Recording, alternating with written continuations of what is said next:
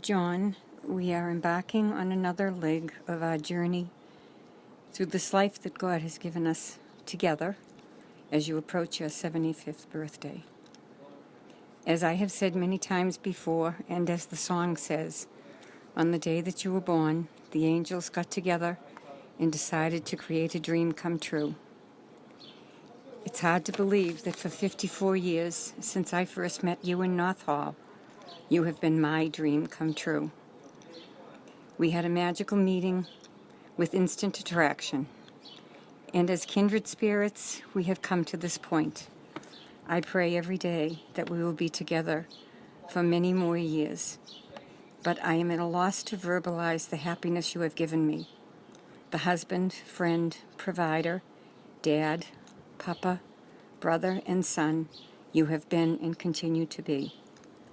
Happy, happy birthday to you, John. My love, my life. And again, as the song says, if they ask me, I could write a book.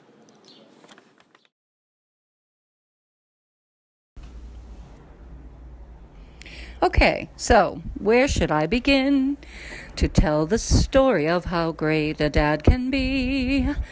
How about at the beginning?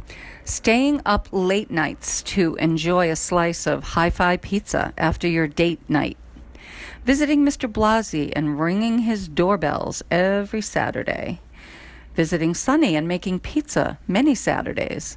Visiting Nomi Sweeney, the greatest, kindest, sweetest, purest poet spirit Nomi ever. Dancing with you whilst standing on your slippered feet. Waiting for you to return from valeting while curled up in a ball to fit inside your yellow winter coat, the one with the lamb's wool lining. Shaving the cream off my face with my toothbrush handle and splashing it around in the bathroom sink, standing next to you while you shaved for real. Playing softball endlessly in the Purity Supreme parking lot behind number 152. Riding to Angelo's supermarket every Hyannis summer morning to watch the donut machine, and riding home with a bounty in our bicycle baskets, all the while singing, "Do you know the Muffin Man?" Flying kites, a lot. Extras, every night at bedtime. Fishing, a lot. You had to put the worms on, and your sons of bitches bumpuses muttering of curse words as you either got stuck with the hook or bit by a worm were my first exposure to my current spicy speech. Family trips and vacations, a lot, to the north and the south, usually driving a car that might maybe make it, sometimes just this side of conflagration, and towing something that might maybe be illegal. Burnt cork mustaches on Halloween, swimming in pools at which you were the big boss lifeguard and feeling pretty badass, watching you regain your footing after falling for a full half hour on ice skates. Cars, an unending parade of Corvairs, Chevys, Torinos, Coronas, and even a wallpapered Volkswagen bus. Sanding and varnishing every desk in grade 2, not just the one I had carved X's all over out of sheer boredom, then pretended when caught that they were crosses because I was so freaking holy, while Sister Ambrosette frowned and stood skulking and hovering. Pulling a total Shirley MacLaine on my behalf in the Carnage ER when my ear ached so badly I felt like I had a train racing through it with the brakes on. The very first damn precious few, with no seats and a wooden bottom that left our bums bruised and full of tiny fiberglass fibers after a bumpy ride. Adolescence and young adulthood afforded much more opportunity to appreciate your actions and efforts, not just lists of random memories and events. Getting me a job at Boston Harbor Cruises in the little red ticket office halfway down Long Wharf. Your support of me when Mr. Laughlin wanted to fail me in freshman English, just showing up armed with the Boston Globe and the Ascent of Man, ready to do battle with the scoundrel. driving me to Archie's and forcing me to stay there for 4 years, especially so I could be in Godspell and find out I could sing and meet my beloved sister Corona, the guru of my life. You're driving through Danny's dad and his toadies playing stickball on Banton Street in order to work on Danny's orange VW Bug or whatever shitbox of the year he happened to be driving.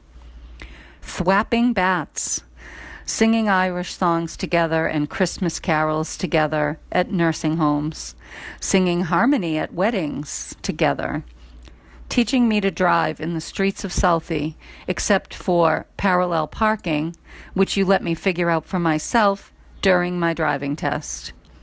Outfitting me with the all-important Oldsmobiles and Chevy Caprices and Capralas and whatever else I needed to be the independent woman you've always wanted me to be. Chart house. How much time you got? Taking me to Ireland with my grandmother and godfather. The trip changed my life. Encouraging me when I called you to tell you that I decided on a whim to go co-op and spend 5 years in college just because IBM was going to be hiring one kid. I knew it would be me. And I knew because you knew. Providing 24/7 tech support to every sucker who ever bought an Apple computer through me because I couldn't even turn it on. E.g. Sister Esther, Mr. Hannafin, letting me live at number 14 till I was 29 years of age, and helping Mom deal with the shock of me moving out when I was 29 years of age. And since December 31st, 1994, being everything for me that Ray Charles sang you would be. 'Cause you could. And may I have this dance? In closing, we all know the saying, the best thing a man can do for his children is to love their mother. Well, we all know how well that's working out for you. And for us. I love you more than words and hope you enjoy the next 75. Happy birthday, Daddy. Happy birthday, Dad. It is so wonderful that you have to sit and listen to each one of us talk about you and how much we love you. You're always much too busy doing things for other people, so sit back and relax and enjoy instead of taking care of us all for a change. You have so many admirable qualities like your selflessness and compassion, so many dadisms like singing along with the dinging alarm in the car rather than putting on your seatbelt. And so many words of wisdom, like if you want to make an omelet, you've got to break some eggs.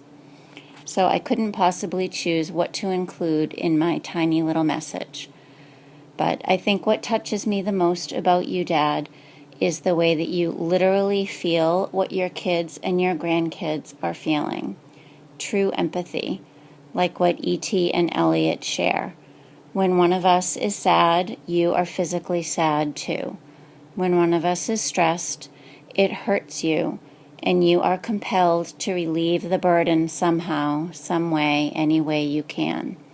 When one of us is happy, or like right now in this very moment when all of us are happy and feeling so blessed to have you, we hope that you are feeling that happiness too. I wanted to be a teacher because you were a teacher. And just look, Dad, you've taught us all what it means to be a family. We love you, Dad. Happy birthday.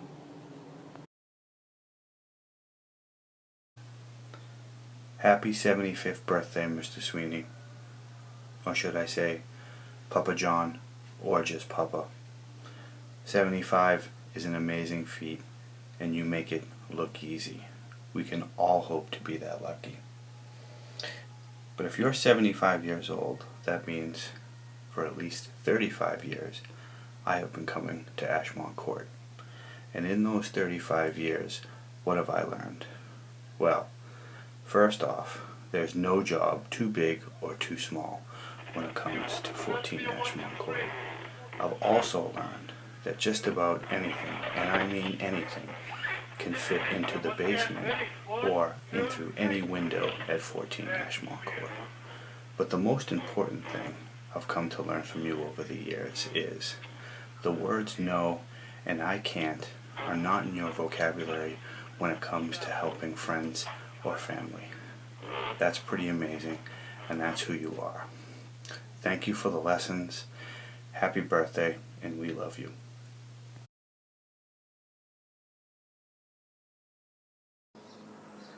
In pop psychology, there's this whole movement about how saying yes to things can change your life.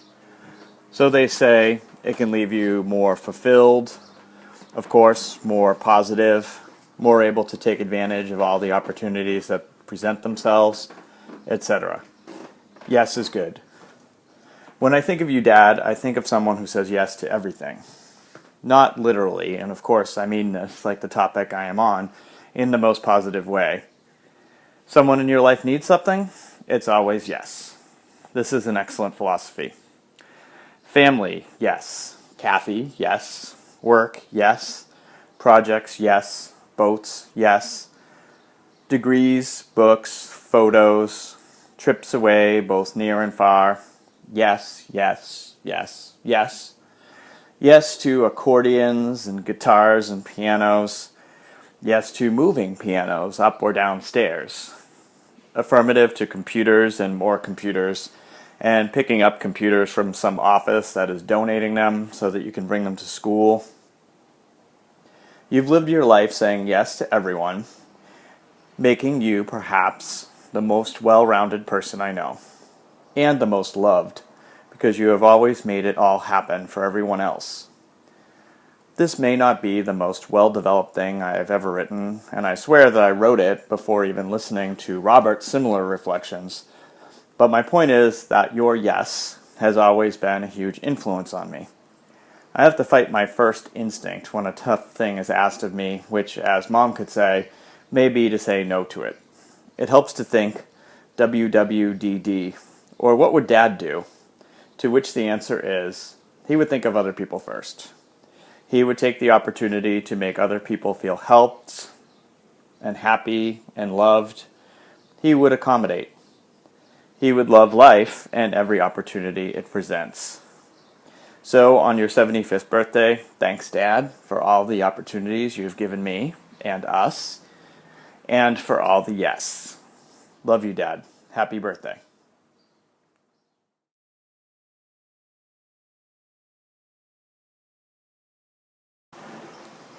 Happy 75th birthday, Papa John. I see many of the great qualities of Sean that make me love him so much, and know he gets a lot of them from you. I want to take this opportunity to thank you for always making me feel a welcome part of the family from the very first time I met Sean and your family. You really put the father and father-in-law, and I'll always remember so many great times together, including the terrific job you did as photographer at our wedding, the shower through the living room project, the countless crossword puzzles you provide me, and the numerous speeches and songs about 2 dinners and corn. You're a wonderful leader of a wonderful family and truly a role model for me in my life.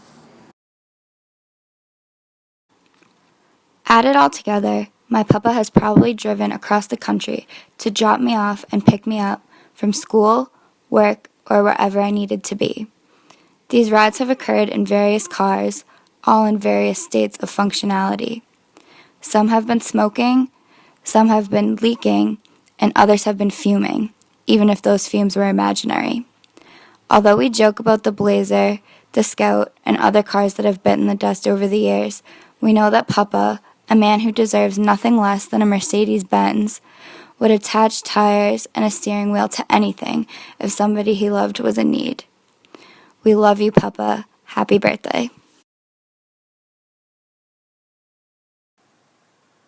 Papa John, where do I even begin to describe such a great man like you? You have had such an influence on my life, and I will always feel your presence. I am so lucky to have a grandfather that is so close to home, but you are more than that. Every time I see you, I get the same friendly grin and firm handshake, along with the classic, "Hey, handsome, how's it going?" But it does not stop there. You ask me how school went, how work went, how my friends are, how my game went, how my round of golf went. Then you ask, how's the girlfriend? How's school going for her? How's work going for her? And on it goes. I truly appreciate the care you show towards my life, even if my answer to every single question is just, it was good. But the quickest thing that comes to mind when I think about Papa John is wisdom and the advice he gives.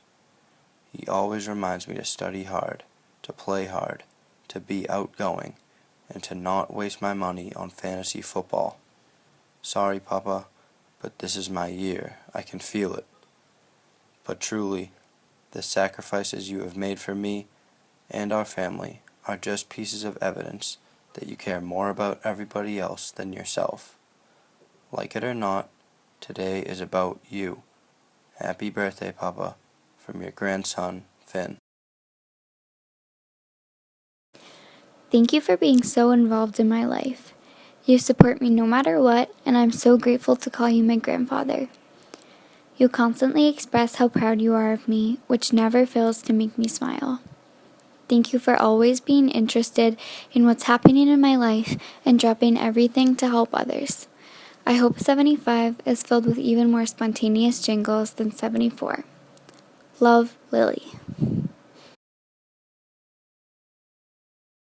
Buckle up for safety, buckle up, boom, boom, buckle up for safety, buckle up, if you only buckle up, boop, boop, doopy doopy doopy doo.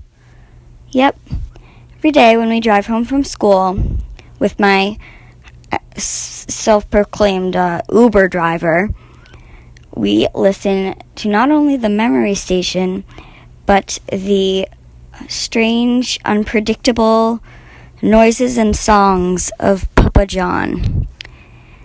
It's one of the best parts of my day, even when I'm tired from school and all I want to say is, oh my gosh, can we just sit in quiet?